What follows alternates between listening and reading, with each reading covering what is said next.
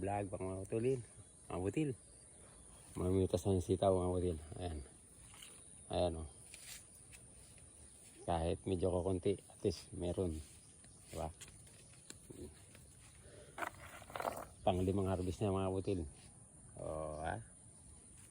Kahit pa paano, meron. Meron. Sitaw. Okay. O, diba?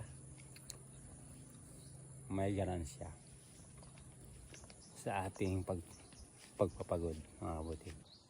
Yan po ang ating na-harvest ngayon dito sa farm. Yan, abilangin po natin. Tapos ng okra, bago bukod ko yun nandun sa bahay, meron pa po mga kabutil na akong tanim. Nag-harvest na ako ng umaga. Kaya pagsasama-samahin natin yan mga butil. Para, let's go. Okay na mga kabutil, let's go na. Ayan, 400 piraso.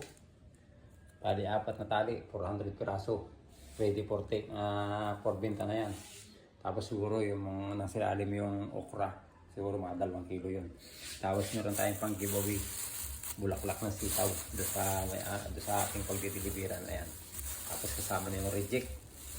Para goods na goods, para may ulam din siya. Ganun lang yun mga butil. Ha? Di ba? Kaya muli, sa ating lahat, tayo po ay magtanim para po tayo ay magkikitain. Muli, pakishare naman po na aking video. Paki-follow, like, and share. Thank you for watching. Happy farming!